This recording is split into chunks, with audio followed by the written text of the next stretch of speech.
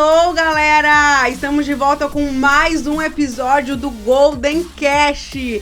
E hoje a gente tá aqui recebendo uma pessoa super especial, que vocês não fazem ideia. Mas eu acho que vocês já têm uma noção, assim, do assunto que a gente vai se tratar hoje. Bandeira do Brasil, então a gente vai falar sobre o nosso país, vamos falar sobre o nosso estado, vamos conversar um pouco sobre política, Deus, vários assuntos hoje muito interessantes. Então você não pode perder.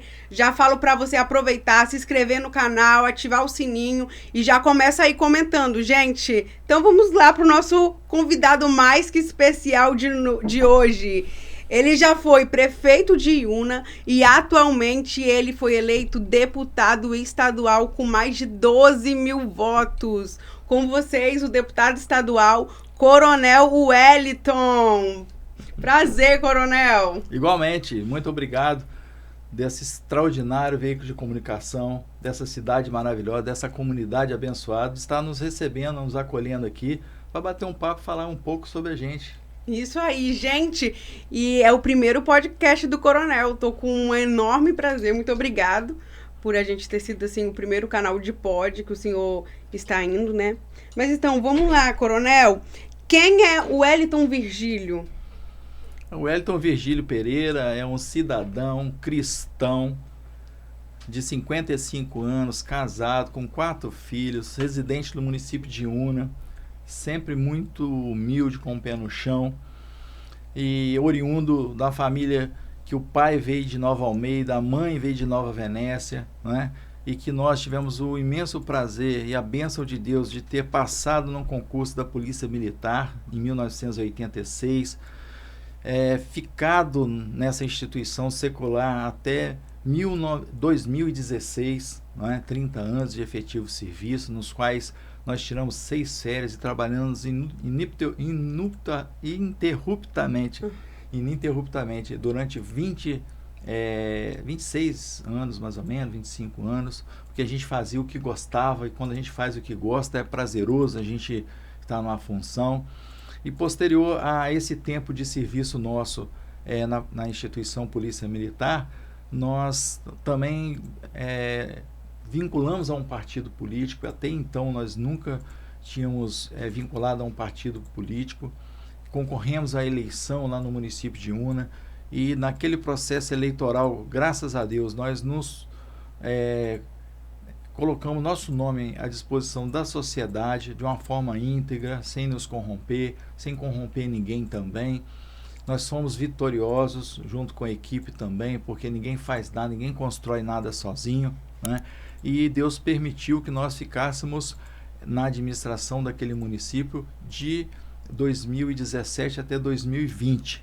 E após esse ano que nós concorremos também à eleição lá, e nós não logramos êxito, perdemos a eleição lá por 138 votos na época, e Deus permitiu, sendo o projeto dele na vida da gente, que nós continuássemos a nossa vida simples, com o pé no chão, como cidadão, e também que nós colocássemos em nosso coração a possibilidade de nós colocarmos nosso nome à apreciação da sociedade capixaba, aí já não mais só da região de Iuna, para que nós concorrêssemos à eleição de deputado estadual, né? Sabendo dos riscos, sabendo das nossas limitações enquanto pessoa, enquanto partido, nossas limitações econômicas e políticas, mas que mesmo assim, diante de todas essas dificuldades, Deus deu a vitória a gente, e nós fomos eleitos através do PTB com 12.176 votos, lembrando que nenhum deles corrompido, nenhum deles comprado, nenhum deles assim barganhado com nada, né? E aí nós tivemos a possibilidade, depois de ser diplomado, né, de tomar posse, e hoje nós estamos aí há mais de um mês já empossados e realizando um trabalho junto com outros 29 deputados da Assembleia Legislativa, o que nos honra muito e traz muita responsabilidade, porque, no meu entendimento, política é uma coisa séria, nós temos que honrar o Deus que nós servimos e honrar cada um dos 12.176 votos que as pessoas nos deram, porque voto é uma procuração que a pessoa dá a outra para fazer ou deixar de fazer alguma coisa em seu nome. Então a responsabilidade aumenta muito quando esses votos são de pessoas íntegras e pessoas que acreditam como nós, que juntos, de pessoas de bem, nós possamos ver um horizonte melhor para a nossa sociedade, possibilitando construirmos políticas públicas na área de educação, saúde, segurança pública e as demais políticas públicas que interferem diretamente na vida de cada um cidadão, independente se ele está morando no perímetro urbano de um grande centro ou na roça, lá na sua propriedade rural. Show. Coronel, conta um pouquinho para a gente da sua história, sua infância. Quem era o Wellington criança? Gostava de brincar de futebol, puxar pipa, rolimão? O que você gostava de fazer? O Wellington Virgílio Pereira, né? Nós nascemos em Colatina e logo no primeiro ano de vida nós fomos morar em Nova Almeida, que é a terra natal do meu pai, vizinho do meu avô, seu Didio, lá de Nova Almeida. Pessoas simples, né? Todos da minha família, pessoas simples, casa simples, serviços simples. E nós tivemos a possibilidade de fazer tudo que as crianças fazem: jogar bolinha de vidro, jogar bola na rua, soltar pipa, andar de carrinho de rolimão, tomar banho de rio, né? Fazer bagunça, subir no pé de goiaba, brincar de pique-esconde, estudar também, né?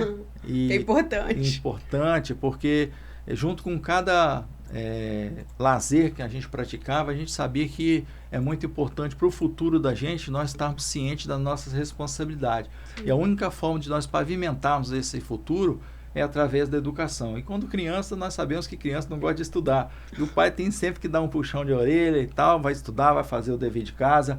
Foi assim comigo, eu tenho certeza que é com a grande maioria das pessoas. A pessoa que falar, né, que às vezes não foi chamada a atenção pelo pai, pela mãe, pelo horário de acordar, pelo fazer um dever de casa, são exceções à regra, né? E que eu não sou exceção da regra. Então nós tivemos a oportunidade de conviver com pessoas simples também, pessoas que tinham o mesmo conceito e valor da gente, com vizinhos, com amigos de infância que até hoje nós somos amigos, né? Mantemos esses vínculos de amizade, de consideração e assim, de uma forma bastante tranquila. Nós avançamos com essa infância da gente e buscando sempre direção de Deus. Porque até aqui ele nos abençoou. Sim, até que ele tem nos abençoado, né? Sim. Então o senhor foi uma criança raiz, não foi Nutella, né? Não. Na sua época ainda não existiam as tecnologias que tem hoje, como essas crianças têm acesso. Sim. Mas como começou o interesse na política? O senhor bem falou aqui que trabalhou 26 anos, né, na segurança pública, mas como surgiu esse interesse pela política? Como que deu essa vontade? Não, vou botar o meu nome à disposição da sociedade para, quem sabe, eu ser eleito e estar à frente da prefeitura. Tudo começou, não foi nem assim com o desejo de colocar o nome e disputar a eleição na prefeitura, ou na Câmara, ou como um deputado. Tudo começou com um bate-papo com pessoas de bem, que tinham os mesmos conceitos e valores que a gente tinha, e tem até hoje, preserva isso. E nesse bate-papo, nós fizemos uma reflexão de como estava nosso município, como estava nossa região, como estava nosso estado. E mais do que isso, é o que nós efetivamente estávamos fazendo para melhorar aquele quadro. E aí nós observamos que muitas das decisões que nós estávamos sujeitos, tanto institucionalmente quanto comunidade, eles estavam na mão de outras pessoas para impor aquilo ali. E certas imposições que nós não concordávamos. Então, cabia a nós, né, a decisão de que ou aceitava aquela situação do jeito que estava sendo imposta para nós, ou nós descruzávamos o braço e lutávamos pelo que nós acreditávamos, que é uma vida diferente, construída a várias mãos, com pessoas de bem, numa direção diferente do que estava sendo feito ali. E aí nós começamos a falar sobre saúde, falar sobre alguma coisa de educação, sobre agricultura, né, sobre meio ambiente, sobre assistência social. E aí foi feito um chamado, tipo assim, por que você não vem candidato? Né? Eu falei, olha, porque eu não sou político, nunca fui político, mas eu penso dessa forma. Então as pessoas colocaram assim, mas vem, cara, vem candidato e tal, se vincula a um partido. Eu falei, não, mas para a gente fazer isso, essa decisão é uma decisão que depende da família da gente buscar a direção de Deus para ver se é isso mesmo, e depende de um contexto de pessoas de bem que tem que estar junto com a gente. Porque a realidade que nós estamos vivendo na região e no município, eu não concordo com nenhum dos dois lados, que eles se alternam e polarizam a região, polarizam a política da região. Então teria que ser um grupo, apesar de pessoas comuns igual eu, mas pessoas que acreditavam também que juntos nós podíamos, né, construir um futuro diferente a várias mãos, independente dos grupos que existiam, os grupos poderosos que existiam. E aí nós realmente fizemos isso. Né? Nós buscamos direção de Deus, nos vinculamos a um partido político e junto com pessoas de bem, nós colocamos nossa candidatura, à época com o vice-prefeito Ledil Tiengo, em memória, uma pessoa extraordinária, um cara honesto, né? Um saudoso Ledil Tiengo, e que nós nessa situação, nós ganhamos a eleição, né? Sem nos corromper, sem corromper ninguém também, e assim deu assim, a nossa entrada na política, através de uma gestão municipal, na qual nós encontramos um município de Una, que é um município que é referência na região do Capixaba, um município valoroso, com terras férteis, com um clima maravilhoso, com muita água, e o que é melhor lá são as pessoas, né? De todas essas riquezas que existem lá, as pessoas são pessoas honestas, dignas e trabalhadoras. E aí nós começamos a fazer uma gestão do município em que nós esperávamos que esse município fosse um município que não tivesse dívida, e ainda que não tivesse saldo em caixa. Mas nós pegamos um município, pelo contrário, existia muita dívida, né, o resto a pagar não processado, que nós chamamos, em torno de milhões, cifra de 7 milhões de reais aproximadamente. E o que é pior, né? O orçamento público, porque quando você tem dinheiro, quando você tem dívida, mas você tem um recurso financeiro para você pagar essa dívida, tudo bem. Quando você tem uma dívida e tem uma previsão do recurso orçamentário em caixa, guardado para você pagar essa dívida, tudo bem. Mas nós tínhamos as dívidas e nós, através do recurso orçamentário que nós tínhamos, nós não tínhamos condições de pagar essa dívida. Então nós tivemos que escolher, não é? Fazer uma escolha, a escolha não foi fácil, de que naquela situação, aquela atualidade, 52,7% era gasto com pessoal, 46% era gasto com o custeio do município e 1,3% era o recurso que nós tínhamos disponível para promover os investimentos necessários. Só que tem um detalhe, o orçamento municipal é em torno de 60 milhões, ou seja, 1,3% disso aí dá 900 mil reais. Se você diluir isso aí em 12 meses, dá menos de 100 mil reais por mês para você promover uma série de investimentos que a sociedade entendia por bem naquele momento ser necessário no município de Una. Sem contar que qualquer aumento no valor da gasolina, né, no valor de uma peça, no valor de uma tarifa de telefone, de água, de energia, afetava diretamente porque abatia esse valor. Né? Então o que nós fizemos? Nós fizemos um plano de demissão voluntária com os servidores públicos.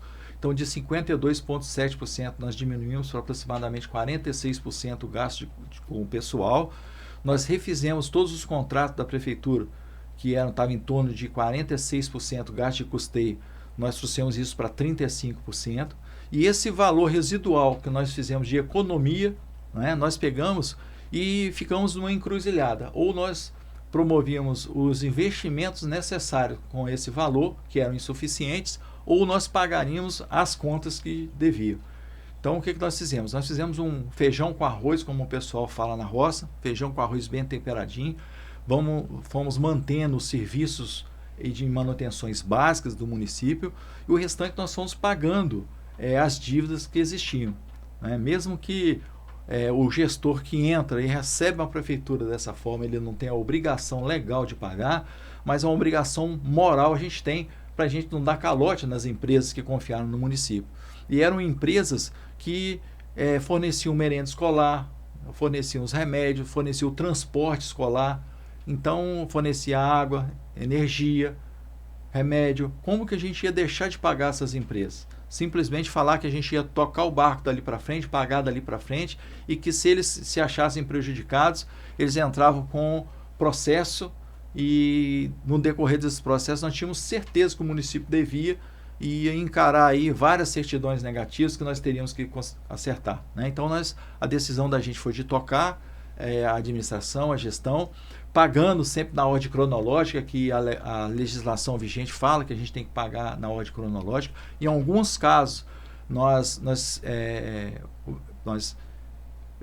pelo Instituto da Exceção, nós colocamos à frente algum tipo de empresa, porque a empresa não tinha condições de manter o fornecimento do material, do serviço, sem que nós pagássemos a eles, né? E assim, quando nós viramos o ano ainda de 7 milhões, nós viramos devendo quase 2 milhões ainda, pagamos em torno de 5 milhões no ano, e no outro ano, a gente no dia 22 de abril, nós conseguimos saldar essas despesas que tinham, né? Com as prestadoras de serviços e as empresas que eram fornecedoras. E aí nós passamos a fazer o reajuste dos servidores, que infelizmente, em razão dessa crise que nós enfrentamos lá, os servidores não tinham tido reajuste, não tinham tido nenhum tipo de reposição salarial. E aí nós também nos posicionamos no sentido de não dar esse reajuste enquanto o município não tivesse condições. Porque quem paga esse reajuste é quem trabalha na loja, né? Quem trabalha na farmácia, é uma pessoa que paga o seu INSS, que trabalha na oficina. Ele é a ponta, né? É a ponta. Então, nós a partir do dia 22 de abril do ano de 2018, nós chamamos os servidores, eles fizeram até um movimento, né? Porque é lícito também eles quererem o reajuste, quererem os aumentos, quererem a valorização, isso é lícito, a gente entende dentro do Estado democrático de direito que isso é permitido. E aí nós concedemos um ticket de alimentação para eles, os reajustes direitinho e tal. Tinha um dispositivo lá de reajuste bianual, que eles sempre tinham direito a uma progressão, que eles chamavam, em que tinham mais de 8 anos que a prefeitura não pagava essas progressões dele.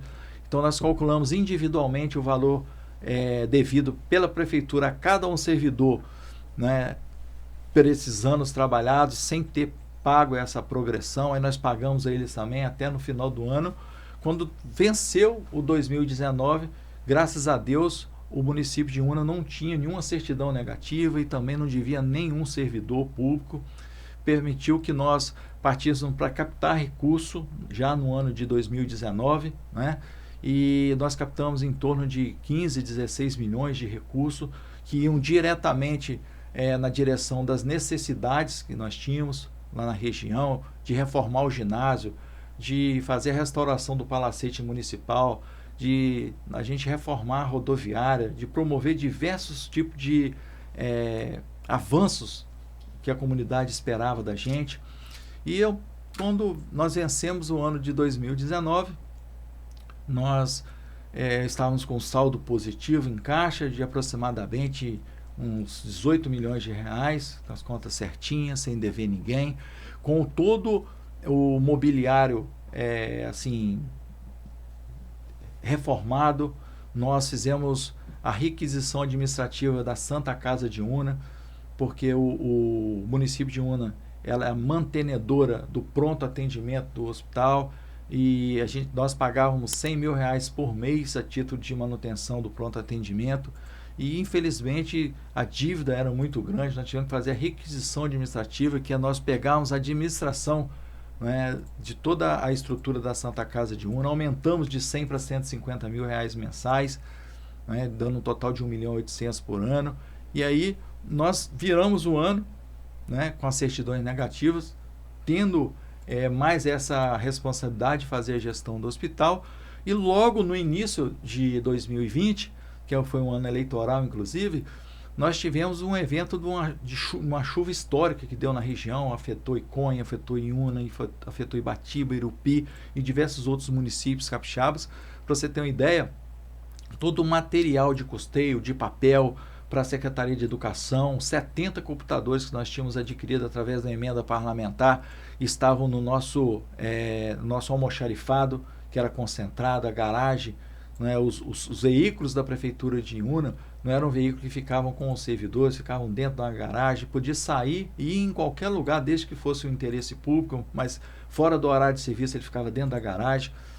E aí nós perdemos isso tudo por conta da enchente. E logo em seguida, depois da enchente, né, em que nós perdemos só ponte, nós perdemos 63 pontes. 230 quilômetros de estrada de chão ficaram danificados. E olha que as estradas lá são estradas que têm uma peculiaridade de ser um relevo muito acidentado. Então nós tivemos um prejuízo muito grande, né, atingiu diretamente a agricultura, a pecuária, as atividades que as pessoas desenvolviam, uma vez que a região é uma região como se fosse uma reforma agrária natural. 50% da população reside no perímetro urbano e 50% na zona rural. São pequenas propriedades, 95% das propriedades de Iuna e região do Caparaó são de pequenas propriedades, até 5 alqueires de terra. Então afetou diretamente todo mundo, a economia, e logo em seguida veio a pandemia, né? Que a pandemia foi a decretação de estado de emergência na saúde mundial, começou na China, através dos meios de transporte, chegaram a todos os países, todos os estados, todos os municípios e comunidades, o que decorreu também uma crise sem precedente em todas as atividades, né? E nessa crise, eu acredito que em momento de crise que a gente cresce também, e graças a Deus, apesar de tudo, nós não dispensamos nenhum servidor, não abaixamos salário de nenhum servidor, graças à austeridade que nós vimos tendo e à responsabilidade com o recurso público que não pertencia ao Edson Virgílio Pereira, pertencia a cada cidadão de Iuna, com o nosso compromisso, né, de fazer a gestão com seriedade daquele recurso. Então nós mantivemos, para você ter ideia, todos os professores em designação temporária, que nós tivemos até uma orientação governamental para dispensar, em razão de que o Estado não tinha recurso financeiro para custear isso aí, mas nós tínhamos, em homenagem e respeito justamente aos profissionais, esses profissionais que eu tenho certeza que atrás deles tinha uma família que dependia a subsistência desse recurso digno, né, de um trabalho muito valoroso chamado educação. E também de outras atividades que são inerentes ao próprio educação, que não só os professores, mas os monitores, os cuidadores, que naquele momento, porque não estava tendo aula presencial, eles poderiam ser facilmente desligados, ser cancelado o contrato deles. Porque para que cuidador se não tinha ninguém dentro da sala de aula? Né? Para que cuidador? Para que monitor do transporte se não está tendo transporte? Mas da mesma forma nós pensamos que atrás daqueles profissionais tem uma família, né? Tem uma responsabilidade dos homens, das mulheres que estavam exercendo essas funções. Então nós fizemos uma adaptação para esses profissionais, para acolher ele também dentro do serviço público, nas escolas, nas creches, de maneira que cada um, à sua maneira, contribuiu de uma forma extraordinária. E graças a Deus, de março, quando começou a pandemia, até dezembro, quando finalizou a pandemia, nós mantivemos o valor de 17 milhões em caixa. Deus permitiu que acontecesse isso, sem que o município de Iuna não desse descontinuidade a nenhum serviço, né? E que nós tivemos a possibilidade de, no início de dezembro, encaminhar uma lei para a Câmara, né, uma proposta, para que ainda no mês de dezembro eles pudessem ter estendido o seu contrato do início de dezembro até o final de dezembro, sabendo que o ano letivo vai até antes do Natal, né? Que são 200 dias letivos, são 800 horas aulas por ano, e dessa forma a gente pudesse pagar também um mês a mais a esses servidores, né? Esses dedicados servidores da educação, na qual a gente tem profundo respeito. E aí sucessivamente, né, a gente passou a gestão do município de Iuna, ficamos lá por um tempo sem mandato, mas nós somos cidadãos, nós não somos políticos profissionais, nós somos oriundos da Polícia Militar, policial militar reformado, e como nosso intuito é dar uma parcela de contribuição com o que a gente acredita, aí nós tivemos a oportunidade novamente de ser chamado a colocar nosso nome como representante da região do Caparaó, Capixaba, uma vez que todos os representantes vão lá, todos os nossos representantes eleitos na legislatura passada, para você ter uma ideia, de 30 deputados, 26 era do Centro-Norte, 4 era do Sul, sendo que dos 4 do Sul, apenas um era daquela região do Caparaó. Então nós vimos que das diversas demandas e necessidades que nós tínhamos lá, uma delas era originada pela falta de representatividade nossa.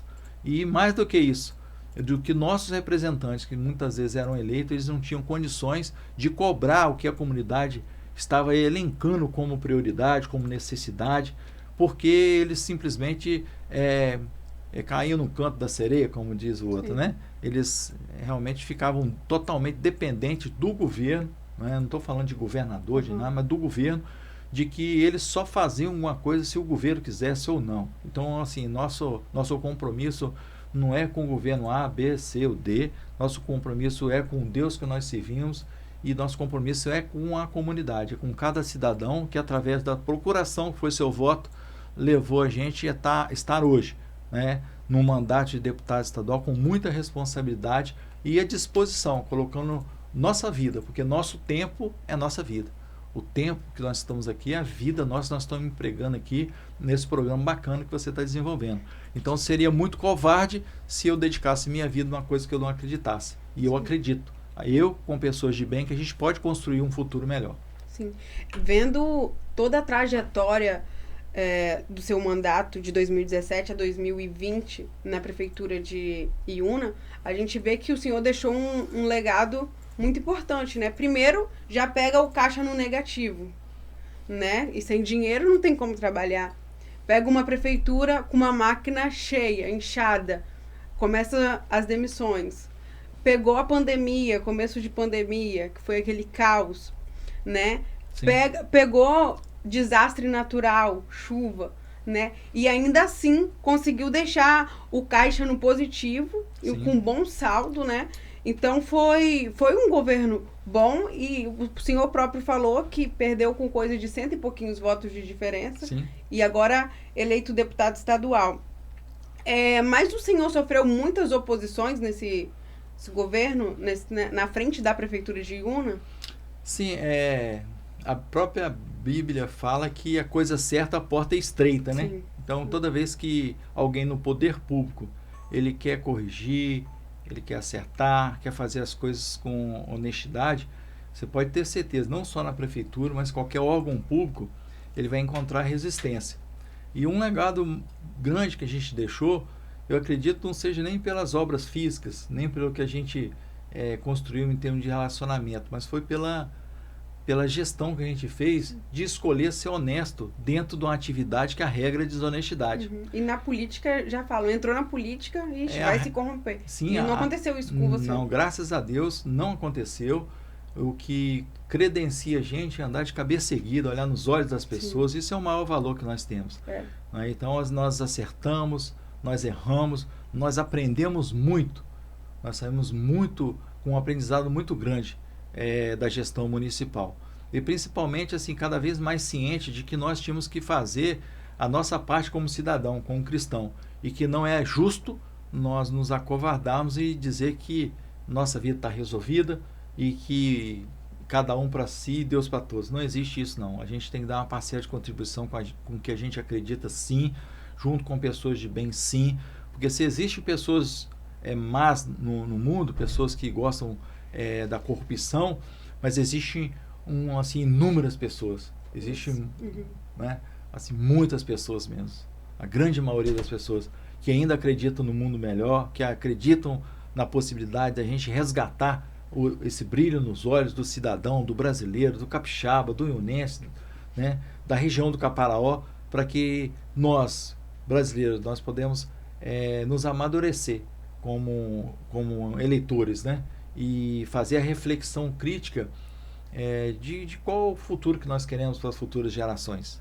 Onde nós estamos e onde nós queremos chegar e como que nós vamos construir essa estrada junto de pessoas de bem. Então essa reflexão é muito bacana e isso que motiva a gente, porque Deus tem abençoado demais o nosso mandato a partir até do pressuposto que nós colocamos no altar dele o nosso mandato.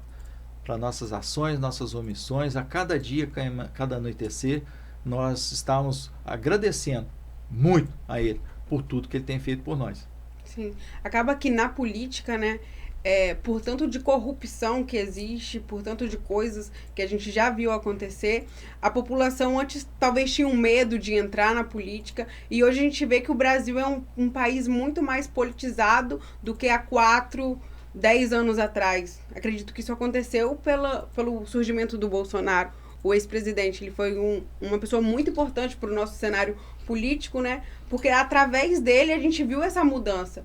Antes, se você sentava para conversar com uma pessoa, a pessoa saberia talvez a escalação da seleção brasileira. Hoje, se você sentar para conversar com um cidadão comum de bem, ele vai saber talvez a escalação do STF, né? Então a gente vê que o Brasil está mudando. E a gente precisa de mais pessoas, assim como o senhor, que venha ser inserida na política, né? Porque talvez mais gente como a gente, que tem princípios, que luta pelo cidadão de bem, a partir daí vem a mudança da política, e mudando a política, a sociedade em si já muda, né? Saúde melhora, transporte melhora, segurança pública melhora, e por aí vai. Sim, eu entendo que o Brasil é um país relativamente novo, né? Nós fomos descobertos em 1500, 22 de abril de 1500. E daí para cá, além da exploração que nós tivemos com a coroa portuguesa, o amadurecimento democrático no Brasil desencadeou com a Constituição Cidadã de 1988. E daí para cá, né, todas as leis infraconstitucionais, inclusive tem leis inclusive que não foram atualizadas ainda, mas que isso chamou a atenção do brasileiro para uma nova realidade, uma realidade em que ele pudesse estar inserido numa gama de direitos que ele tem e que ele não observava. Né? Então, para cada direito que nós temos, decorre um dever também. Né? Haja vista até a própria bandeira nossa que está aqui, ordem e progresso. Para a gente ter progresso, a gente precisa ter ordem. Obrigatoriamente, a gente tem que ter ordem.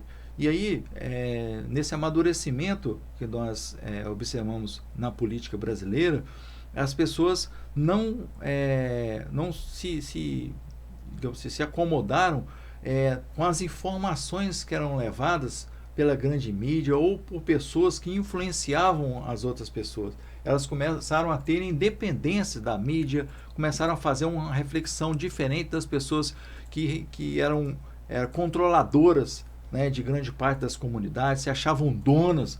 Até hoje, nós observamos que tem alguns políticos que se acham donos dos partidos, donos dos municípios, donos da região. Então ninguém é dono de ninguém, nós somos livres. O ser humano é livre. Isso está na Declaração Universal dos Direitos do Homem. Não é? E então nós precisamos de ter liberdade para saber o que é melhor para nós. Nós temos dentro das nossas convicções, nossos conceitos, nossos valores, o que é bom para a coletividade, não o que é bom para a sua atividade, não o que é bom para a pessoa individualmente, mas o interesse público, as causas coletivas têm que prevalecer sobre as causas individuais, as necessidades e os interesses individuais.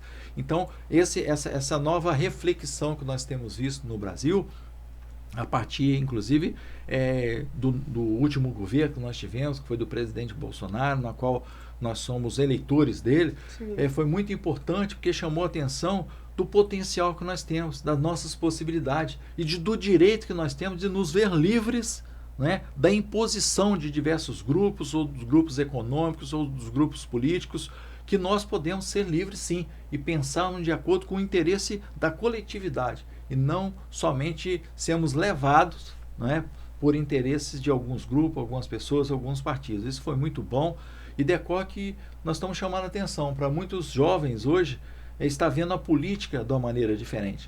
Né? Se o cidadão, se a pessoa se decepciona muito com as outras pessoas, quem não se decepcionou com a outra pessoa? Quando essa outra pessoa é um político, aí potencializa mais ainda essa decepção. Então nós temos que ver que nem tudo está perdido. E que não são todas as pessoas que decepcionam a gente. E que não são todos os políticos que são iguais também. Porque é uma questão de escolha, de princípio, de valores, em que nós, como ser humano, nós acertamos, nós erramos, porque nós não somos perfeitos, mas a escolha e a vigilância tem que ser constante todos os dias, buscando direção de Deus para a gente sempre trilhar o melhor caminho possível. Porque dentro da palavra a gente fala que a palavra dele é lâmpada para os nossos pés e luz para o nosso caminho. Isso. O senhor falou que tem muito político que acha dono, né, dos eleitores. Infelizmente, isso era muito comum acontecer no Brasil, né? Os currais eleitorais, os famosos currais. E a gente vê que isso, com o tempo, está se diminuindo, está acabando. E eles conseguiram fazer isso através de narrativa que eles criavam, histórias que eles criavam, e acabava de fazer aquele curral para eles que ficavam a vida toda, passavam para a família, alguns casos, né, de família em família. E hoje, isso, graças a Deus, e graças também a um legado que a gente teve agora há pouco, isso está se acabando. E o senhor falou também de jovens na política. Hoje a gente tem vários exemplos de jovens na política, né? Tem o Nicolas Ferreira, Lucas Polezi, aqui do nosso estado. E são pessoas importantes, né? Para incentivar também cada vez mais os outros jovens, porque o amanhã é feito dos jovens de hoje, né? Sim, na verdade, eu até fazeria assim, uma correção no que você falou. Não é nem o futuro é o jovem de hoje, não. O presente, exatamente, presente é o jovem de hoje. Né? Então nós precisamos muito dessa força do jovem, essa força que ele tem, né, de transformar o mundo, né, essa visão desse brilho nos olhos, porque a experiência conta muito, mas a força conta muito. Quando se une a experiência, a força, né, nós temos assim toda uma expectativa positiva para nosso cenário estadual, o cenário nacional.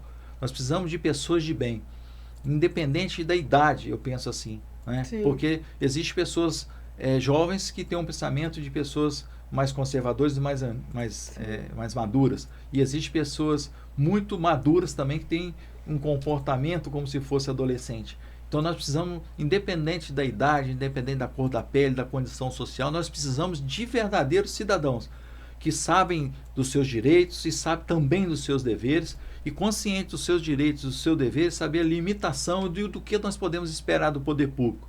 E o poder público, sim, nós pagamos nossos impostos, e através dos nossos impostos nós queremos apenas que o poder público a nível estadual, a nível municipal, a nível federal, ele retorne esses impostos que todos nós pagamos em forma de investimento, prestação de serviço e melhoria da qualidade de vida de cada um. Sim. Coronel, e hoje o senhor está deputado estadual, né? E está em 6 comissões, inclusive presidindo uma dessas comissões.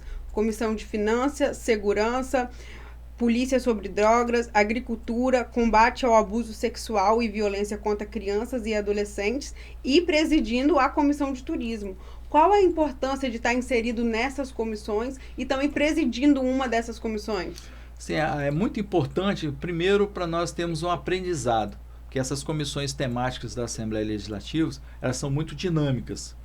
E nós, enquanto representatividade partidária, nós estamos representando o PTB, que é um partido que tem um único deputado estadual eleito. E tem muitos outros partidos com a representação partidária muito maiores ali na Assembleia Legislativa. E mesmo assim nós colocamos nosso nome à disposição dos deputados, à disposição da presidência, para que onde que eles entendessem que nós pudéssemos contribuir, que eles colocassem. Aí eles colocaram o nosso nome em diversas comissões temáticas, como você falou aí, né, como membro efetivo, e também nós presidindo a Comissão de Turismo, uma vez que nós tivemos assim enorme satisfação em ter sido indicado pela essa comissão para ser presidente dessa comissão. Nós inclusive instalaremos essa comissão na primeira semana ou segunda semana de abril, uma vez que nós estamos montando uma estrutura. Não é somente abrir formalmente, burocraticamente uma comissão, mas efetivamente nós entendemos o que está acontecendo nessa comissão e qual a perspectiva dessa política pública para o Estado do Espírito Santo, para os municípios capixaba e também no contexto nacional. Nós sabemos que o Estado do Espírito Santo ele é muito bem localizado, né? Ele está exatamente assim no meio do Brasil, né? Está localizado num direcionamento dentro do Oceano Atlântico, também equidistante também da região central do Brasil. O próprio estado do Espírito Santo, ele de norte a sul, de leste a oeste, você vê que com 2 horas você sai da praia e vai lá no Caparaó Capixaba, e nós temos belezas naturais espalhadas assim por todo o território capixaba. Nós temos o turismo ecológico, temos o turismo religioso, temos o turismo econômico, nós temos o turismo de belezas naturais. Então nós temos assim uma vocação natural para o turismo. O que nós precisamos é que nós façamos a visitação, as audiências públicas em todas as 10 regiões que estão o estado organizado, e lá nós identificamos as necessidades, as demandas, para que nessas necessidades e essas demandas possam ser organizadas de uma forma assim de prioridade e ser apresentada ao governo do estado do Espírito Santo de forma assim de cobrança, porque o turismo é uma fonte geradora de emprego e renda limpa. Sim. E que nós precisamos que o governo se posicione acerca desse investimento no turismo. E quando nós falamos em turismo, não é? Nós sabemos que o Estado é nota A em capacidade de pagamento, capacidade de endividamento também, e é preciso de injetar recursos para que a infraestrutura seja adequada. Nós temos assim na região do Caparaó, por exemplo, diversos empreendimentos. Nós tivemos uma cervejaria lá que foi fechada por conta de estrutura na estrada. Então, quando nós falamos em turismo, nós falamos em infraestrutura da estrada, nós falamos em comunicação, nós falamos em segurança pública, nós falamos em investimento na saúde pública, ou seja, esse é multidisciplinar, porque todas as políticas públicas elas se dialogam e se complementam, uma vez que o turismo, o cidadão que vai fazer o turismo na região do Caparaó, ele precisa ter a certeza que ele vai sair daqui e vai chegar com segurança lá. A estrada vai estar boa, que as pontes vão estar sendo feitas as manutenções, que lá ele vai ter sinal de celular para ele, muitas das vezes, além de estar fazendo o turismo, ele desenvolver a atividade profissional dele remotamente, para ele também, de lá, ele tirar uma foto e compartilhar uma foto de uma beleza natural, ele lá naquela região, né? Ou do agroturismo, para ele estar lá dentro de uma propriedade cafeeira, pegando o café, secando o café, né? Tirando o leite da vaga, colhendo o morango. Então todo esse contexto é necessário, de que ele precisa de ter a certeza, ele estando lá, passando mal, ele vai ter o socorro necessário, que vai trazer o que é assim, a vida dele de volta, ou preservar o bem mais valioso que ele tem, que é a vida dele. Então são políticas públicas que se complementam, e que o Estado, né, nesse momento vai ser chamado nessa responsabilidade, nesse debate, não só teórico, mas da prática, o que realmente nós esperamos que o Estado faça com o recurso que é o imposto que nós pagamos para essa atividade muitíssimo importante para o Espírito Santo, chamado turismo. Sim, e o Espírito Santo é um estado que tem vastas paisagens, né? Aqui em Guarapari tem as praias, logo ali em cima Domingos Martins as montanhas, Vila Velha o convento, e através do turismo a gente vê que pode acontecer até uma melhora econômica, até não, pode acontecer, se for bem investido o turismo. E eu vejo que comparando Espírito Santo com Rio de Janeiro e São Paulo, talvez a gente perca um pouco nessa questão de turismo, né? O que precisa mais, talvez, para conhecimento da população de outros estados, conhecer o Espírito Santo? Talvez divulgação, uma melhor comunicação, estrutura também? Nós precisamos de investimento público. Nada se faz sem um investimento público. E esse investimento público é nessa gama de serviços que nós falamos aqui. É na infraestrutura, é na comunicação, é na saúde, né? É na potencialização da divulgação de nossas belezas naturais, porque nenhum estado da Federação Brasileira tem um potencial turístico igual nós temos. Sim. Agora, nenhum estado brasileiro também deixa de fazer investimento no turismo igual nós estamos deixando de fazer. Então, ninguém ama o que não conhece. Como é que eles vão amar nosso estado se eles não conhecem nosso estado? Então, nós precisamos se fazer conhecido. Tem que ser visto. Quem não é visto não é lembrado. Quem não é visto já não é lembrado. Diz o ditado. Para vocês terem uma ideia do que nós estamos falando, nós temos aqui no estado do Espírito Santo, pouca gente sabe que o Pico da Bandeira fica dentro do estado do Espírito Santo, né? E menos gente sabe que de 100% do Parque Nacional do Caparaó, 70% é o Espírito Santo. Né? E aí a gente vai diminuindo o número de pessoas que são conhecedores de que esse Pico da Bandeira, ele fica dentro do município de Ibitirama. Eles acham que é Alto Caparaó. Por quê?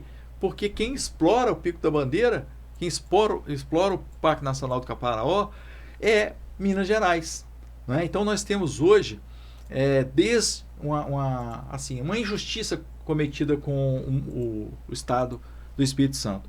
Primeiro, que na demarcação do Parque Nacional do Caparaó, quando eles foram demarcar, né, para que os proprietários que residiam dentro dessa demarcação fossem indenizados e as propriedades deles passassem a ser patrimônio do Estado, apesar de que nós temos o direito à propriedade, mas em nome do interesse público eles foram lá desocupar aquelas propriedades. Para você ter uma ideia, da totalidade da Serra do Caparaó, do Parque Nacional do Caparaó, a demarcação do lado de Minas Gerais foi uma demarcação de 1.000 metros de altitude, o que possibilitou que as propriedades que estivessem abaixo de 1.000 metros de altitude permanecessem com as suas propriedades produtivas de café, de diversas outras atividades, de cafés, de restaurantes, de pousadas, né, de diversos pontos de artesanatos.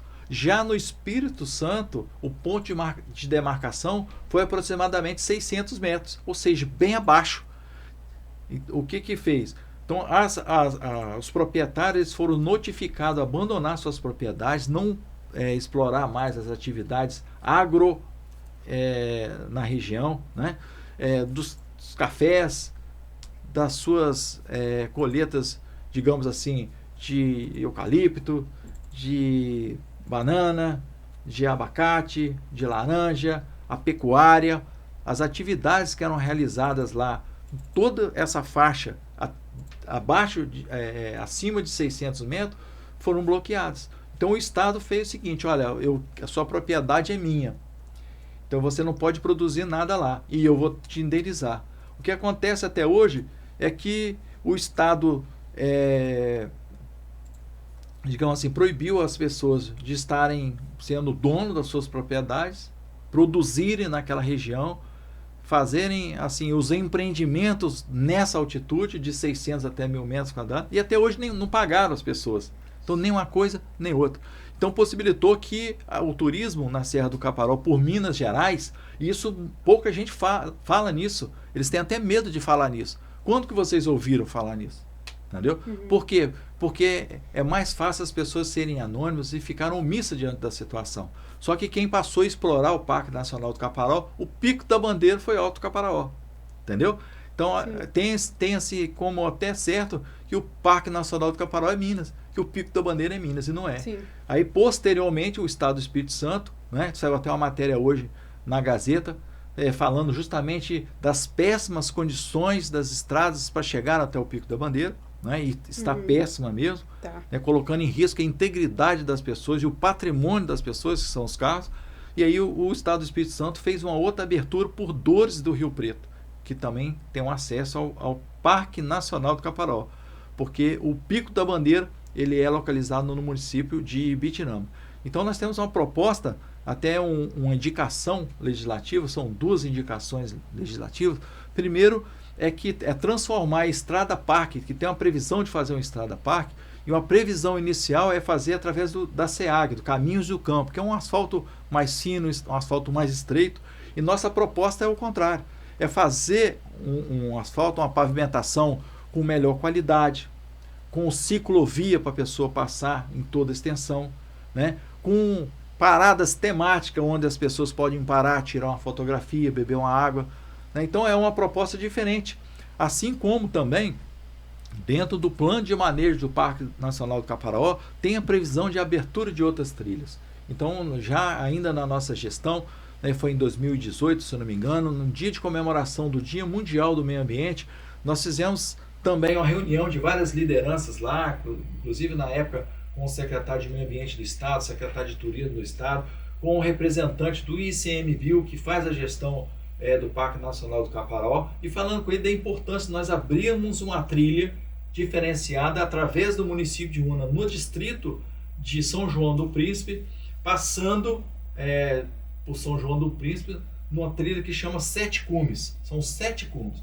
Enquanto você entra por Alto Caparol, Dores de Rio Preto, você sobe o Pico da Bandeira em 4 horas, essa trilha dos 7 cumes, ela só deverá ser feita com um guia credenciado, e ela é uma trilha radical. Então ela demora mais ou menos 24 horas num local de vegetação exuberante, realmente com assim, um relevo muito acidentado. Então ela precisa de ser no número reduzido, de até 10 pessoas, e cada 10 pessoas com um guia credenciado, né? Então nós precisamos abrir essa trilha. E a outra trilha, que nós fizemos também essa indicação, é a abertura pelo município sede, onde é detentora da maior parte do Parque Nacional do Caparaó, inclusive do Pico da Bandeira, que é o município de Bitirama. Ora, vejam vocês, né, que o município que é detentor da maior parte do Caparaó Capixaba, e que dentro do território dele tem o Pico da Bandeira, está sendo o último a ser prestigiado com a abertura, com a trilha, que é a primeira trilha que levou para lá.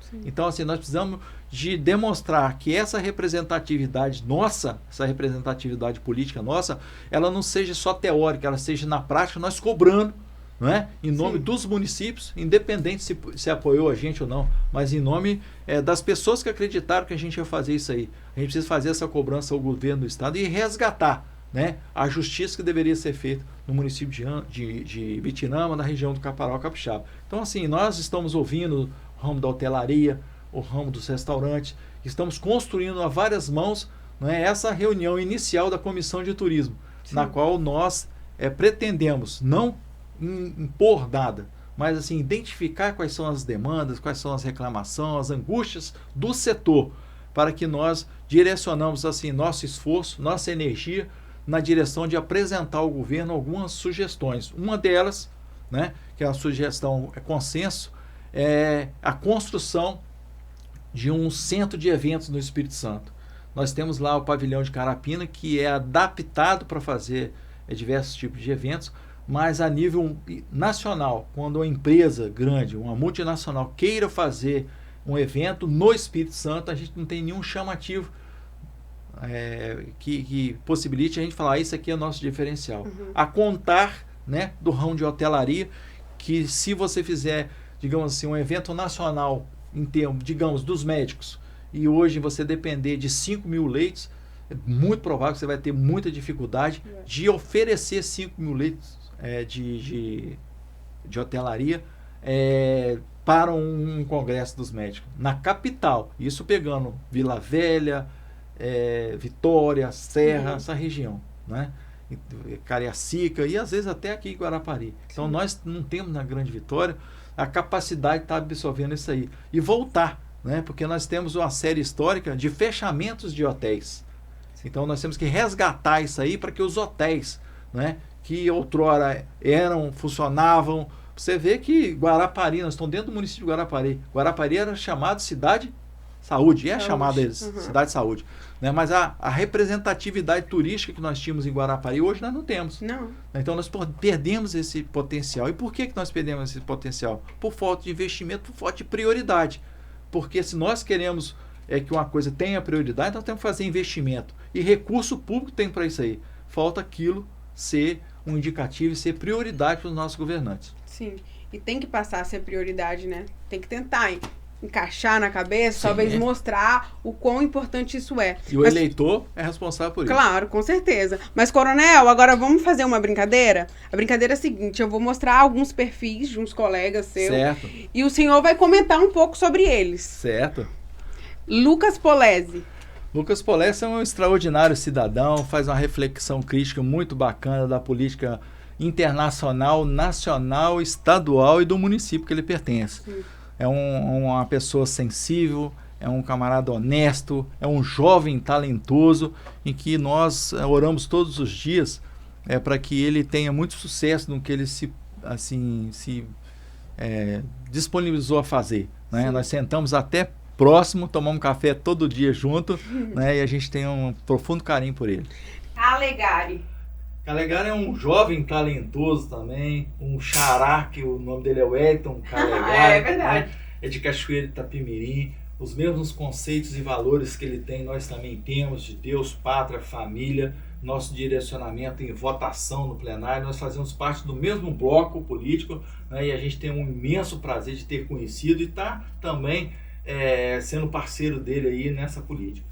Agora o deputado que não pode faltar, que é aqui da minha cidade, Zé Preto. Zé Preto, isso é uma bênção na nossa vida, sabe? Nós tivemos o privilégio de conhecê-lo, nós não conhecíamos o Zé Preto. Ele é uma pessoa extraordinária, a gente vê nele uma habilidade muito grande de tratar as políticas públicas com seriedade, com simplicidade, sem perder a representatividade. Ele tem um sonho de ser prefeito aqui do município de Guarapari. Nós torcemos para que isso aconteça. Nós não conhecemos o atual prefeito, mas ele reúne as qualidades suficientes para um gestor público, uma política pública voltada para o que é mais importante, que são as pessoas. E ele se importa com as pessoas. Então nós se importamos com as pessoas, independente do gênero, independente da cor da pele, independente da condição social, nós vamos estar acertando. Porque a pessoa tem que estar sempre no centro de toda a política. Sim. E Zé Preto é um cara popular, muito popular. Você vê onde que a população está, ele está junto. E a população anseia por isso. A população anseia por isso, a população de Guarapari, né? Pela vinda dele e pela mudança também da prefeitura aqui de Guarapari. Então, ano que vem vai dar tudo certo em nome de Jesus. Certo. Vamos por último. Jair Messias Bolsonaro. Esse também não pode faltar. Sim, o presidente Bolsonaro... ele reúne assim, qualidades morais, qualidades pessoais, né, de gestão, nas quais nós entendemos que sejam pertinentes ao momento que nós estamos vivendo. Sim. Nós precisávamos de que ele tivesse ganho, né, a reeleição, para que o Brasil continuasse na direção assim, do que nós entendíamos ser viável, com a sua equipe técnica, com o direcionamento político, e com assim, a mão de ferro dele para que a corrupção deixasse de acontecer no nosso país. Nós temos a certeza de que a arrecadação do Brasil é muito grande, a tributação que nós pagamos, inclusive em alguns produtos existe a bitributação, né, duplicação da tributação em cima de um produto, e que essa tributação nós não precisamos de estar exigindo e explorando as pessoas menos favorecidas, e sim utilizando de uma forma ordenada o recurso que existe, sem desviar, sem desperdiçar. Então foi isso a grande sacada do governo dele, né? de assim, fechar as torneiras da corrupção, do desperdício do dinheiro público, essa redução da máquina e essa gestão feita com honestidade possibilitou ele pegar esses recursos que outrora eram destinados a uma série de corrupções ativas e passivas e destinar para o interesse público das pessoas de nossa nação, de todos os estados e dos 5.570 municípios do Brasil. Sim, Bolsonaro foi realmente um fenômeno, né? Ninguém imaginava que ele seria eleito. Eu acredito que esses 4 anos que ele teve no poder foi como se fosse 10 anos para a direita, talvez, de crescimento.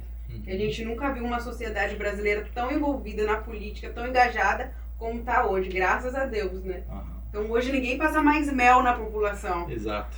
Então, vamos lá, deputado. Eu ouvi o senhor falando na Assembleia sobre as estradas do Caparaó. Como está essa situação? O senhor chegou a pedir um auxílio ao governo do estado para auxiliar ali nas prefeituras com remédio Rivotril, né, se eu não me engano o nome. Uhum. Qual a importância desse remédio e vocês já tiveram alguma resposta sobre esse auxílio? Como que anda? Sim, assim, nós temos a região do Caparaó, o interior do estado do Espírito Santo, a grande maioria dos municípios. Lá na região, a particularidade é que é uma região montanhosa, com aclividade muito acentuada e com a característica daquela situação que nós falamos aqui há minutos atrás, de que é uma reforma natural, reforma agrária natural, em que as pessoas sobrevivem, né, na agricultura familiar, nas propriedades agrícolas, nas pequenas propriedades agrícolas, o que faz com que assim, tenhamos necessidade, da mesma forma que nós atendemos a política pública da segurança no perímetro urbano, nós também fazemos o policiamento na zona rural. Da mesma forma que nós fazemos a manutenção das estradas dentro da cidade, nós também fazemos na zona rural. E quando nós falamos da região montanhosa, que é muito comum a incidência de chuvas, nós temos assim que a manutenção das estradas dificulta. Então esse produto que chama Revsol, esse produto é um subproduto da mineração em que a ArcelorMittal disponibiliza para o Estado do Espírito Santo, uma vez que ele tem como um problema esse subproduto também, e que o Estado do Espírito Santo ele está patrocinando para os municípios, né, o custeio de levar esse Revsol da ArcelorMittal de uma forma padronizada até algumas regiões do Estado do Espírito Santo, para que os municípios possam pegar esse material e fazer a aplicação dele nas estradas, em especial nos locais de difícil acesso. E esses locais de difícil acesso, a nossa região está cheia desses locais de difícil acesso, né? Uma vez que, como nós falamos, o relevo é bastante acidentado. Então esse material ele é aplicado na proporção de 60 para 40, são 6 caminhões de Revsol para 4 caminhões de terra, é feito a terraplanagem da estrada através de uma patrol, depois espalhado esse material, através de uma grade rotativa, né, esse material é misturado àquela terra, passa o caminhão pipa molhando esse local, vem a patrol de novo e acerta, padroniza a espessura desse material na estrada, depois vem um rolo, né, o rolo compactador, compactando e molhando, e fica um trabalho muito bem feito. E nós solicitamos, né, na região do Caparaó, em diversos outros municípios capixabas, em que o governo tivesse atenção para a estrada de Iuna Muniz Freire, que é um dos poucos municípios capixabas em que não são interligados por asfalto, na pavimentação do trecho entre a 262 com a comunidade Rio Claro, onde tem belíssimas cachoeiras, Hidrolândia, o Poço do Egito, a Cachoeira das Antas, o Caparaó está bombando, então nós precisamos disso aí. Só que lá nós fizemos a indicação de fazer um asfalto realmente, para as pessoas irem caminhando, irem pedalando. Da mesma forma também nós temos a comunidade da região, um dos maiores produtores de café arábica do Espírito Santo, que é o seu Dalteringe. Ele mesmo, com recurso próprio, ele puxou o projeto para fazer o asfaltamento da 262 até a comunidade Laranja da Terra. O governo iniciou e parou a obra, isso já tem 2 ou 3 mandatos. Da mesma forma, a Estrada Parque, que liga 262 até a comunidade São José e Pedra Roxa, passando pelo patrimônio, pela comunidade de Pouso Alto, que é uma estrada parque que vai fazer com que o turista capixaba, mineiro ou de qualquer local do Brasil, ele possa passar por toda a região do Caparaó, do Parque Nacional do Caparaó, no seu perímetro, em rodovia, em estrada pavimentada. Por isso, assim, a nossa indicação de fazer não só estrada, mas através do DR, não Caminho do Campo, e nessa estrada ter assim, a previsão de ter uma pista de caminhada, uma ciclovia e essas paradas temáticas que as pessoas, aproveitando as belezas naturais, podem parar, tirar uma selfie e divulgar, porque isso é uma forma de divulgação também. Então, nós sempre fazemos essas cobranças, não em nome do que nós entendemos como prioridade, mas em nome do que as comunidades cobram da gente para a gente apresentar como prioridade para o governo. Sim, é ver o que o povo precisa e apresentar, né? Exato. Mas vamos para mais um jogo? Esse jogo se chama Jogo Rápido, o nome dele. Eu falo uma palavra e você fala a primeira palavra que vem na cabeça. Pode ser? Tá. Vamos lá. Deus. Deus é tudo na nossa vida, né? É o início, o meio e o fim. Toda a honra e glória para Ele. Família. A família é a célula-mãe da nossa sociedade. Da família nós temos as ruas, os bairros, as cidades, o estado, o nosso país, e nós voltamos para a nossa família, que é tudo para nós. Trabalho. Nosso trabalho tem que ser feito com honra, com dignidade, com honestidade, né? E com muito assim, com muito orgulho, porque nós temos que fazer o que a gente acredita. E tem um ditado que fala que a gente precisa fazer o que a gente gosta, porque aí a gente não precisa trabalhar nenhum dia da nossa vida. Igreja. Igreja é a porta de entrada para que nós colocamos em prática a nossa fé. Nós reunimos junto com pessoas que têm os mesmos os mesmos conceitos, os mesmos valores, buscando direção sempre do Papai do Céu para ele dar direção para a gente. Uma inspiração. Meu pai, minha mãe, minha família. Vida. Minha vida é tudo que eu posso compartilhar de bom e aprender com as pessoas. Então a vida da gente não pertence a gente, pertence às pessoas que gostam da gente e que também a gente tem a responsabilidade com elas. Sim. Deputado, hoje o senhor está como deputado estadual, né? Mas daqui 2 anos, como que o senhor se vê? Eu me vejo na mesma posição. Se Deus permitir e me der vida, mesma posição de deputado também, né? Se for projeto dele na nossa vida. E pretendo, assim, pelo nosso perfil, nosso direcionamento, nas políticas municipais, identificar uma das pessoas de bem que existem, que eu tenho certeza que existe, para que com certeza, com muita honra, nós pudéssemos apoiar a pessoa, se sentir representado por ele, assim como as pessoas acreditaram na gente, a gente tem que acreditar nas pessoas também. Sim. E existem muitas pessoas boas, muitas pessoas bem intencionadas, e eu conto, né, com assim, essas pessoas para que coloquem os seus nomes, nós possamos apoiar essas pessoas e reverter, porque o bem sempre vence o mal. Sempre, sempre. Isso é certeza. Gente, a gente já tá finalizando mais de 1 hora aí de entrevista, passou voando, meu Deus. Ó, vou deixar a minha rede social aqui, a rede social do deputado, então vocês já sabem, né? Sigam, comentam, compartilha esse vídeo, mas para acabar, vamos para a última pro deputado. Deputado, qual uma mensagem que você deixa para as pessoas que estão nos assistindo? A mensagem que eu deixo é uma mensagem extremamente positiva, porque nós estamos dedicando, através de um projeto que foi de Deus na nossa vida, um mandato.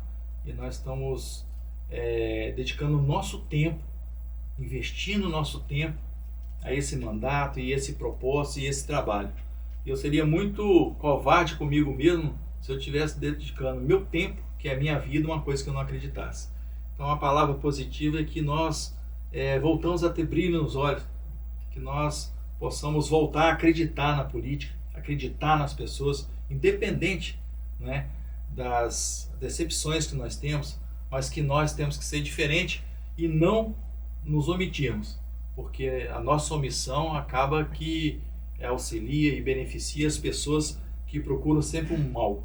Então nós temos que nos posicionar, independente se nós vamos agradar ou não, sim, e manter os nossos conceitos, nossos valores de Deus, pátria e família, sempre em primeiro lugar, buscando o interesse público, né? Defendendo as causas coletivas e não se esquecendo nunca de que tudo está no governo, na direção, né, e no controle de Deus.